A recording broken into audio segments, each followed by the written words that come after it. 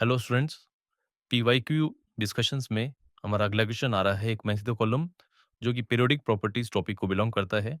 यहाँ पे ये जो चार ऑप्शन में चार ऑर्डर गिवन है, इनको हमें मैच करवाना है लिस्ट टू में गिवन प्रॉपर्टीज से। तो पहले ऑप्शन में हमारे पास कुछ cation and a anion F minus, इनका जो ये ऑर्डर दिया गया है इसके बारे में जानना है। तो बच्चों, ये जो चारों आयंस हैं ये है आइसो इलेक्ट्रॉनिक स्पीशीज हैं। They all have an electrons. अब हमने पढ़ा हुआ है कि in the case of iso electronic species जितना नेगेटिव चार्ज ज़्यादा होगा उतना उसका रेडियई बड़ा होगा। तो आयनिक रेडियई सबसे ज़्यादा किसका आएगा? एफ माइनस का।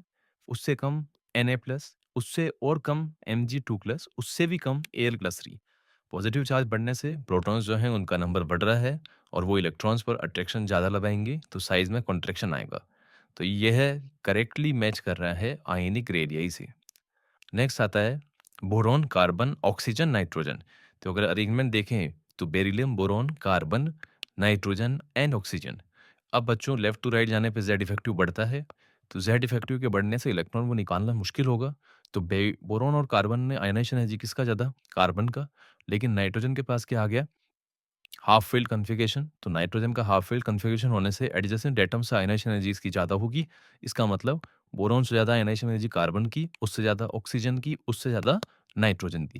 तो इसका मतलब ये है आयोनाइजेशन एनर्जी का करेक्ट ऑर्डर है, जो कि हमें दिया गया है आयोनाइजेशन एंथैल्पी की फॉर्म में फर्स्ट ऑप्शन के अंदर। उसके बाद आ रहा है बोरॉन, उसके नीचे एल्यूमिनियम, यहाँ पे आपका प्रीथियम, उसके नीचे सोडियम, उसके नीचे पोटेशियम और उसके पास बेरिलियम और मैग्नीशियम। अब बच्चों बात करें तो बोरॉन और एल्यूमिनियम वाला जो पार्ट है वो मेटलिक कैरेक्टर कम रखता है as compared to aluminium. Aluminium का metallic character down the group जाने से बढ़ेगा, तो एल्यूमिनियम का मेटलिक कैरेक्टर बोरॉन से अच्छा, फिर इन दोनों से ज़्यादा अच्छा मैग्नीशियम का, और मैग्नीशियम से ज़्यादा अच्छा पोटेशियम का, बिकॉज पोटेशियम और नीचे वाले ग्रुप में आ रहा है और वो जितना नीचे जाएंगे मेटलिक कैरेक्टर इंक्रीज होगा, जितना राइट में जाएंगे उतना मेटलिक कैरेक्टर डिक्रीज होगा। इसका मतलब एल्यूमिनियम का मेटलिक कैरेक्टर बोरॉन से अच्छा, एल्यूमिनियम से ज़्यादा बेटर है मैग्नीशियम और उससे ज़्यादा बेटर है पोटेशियम। तो this belongs to the metallic character. Next is silicon, phosphorus, sulphur, chlorine. बड़ा ही इजी ऑर्डर आया है। ये हमारे पास थर्ड पीरियड के एलिमेंट्स हो गए।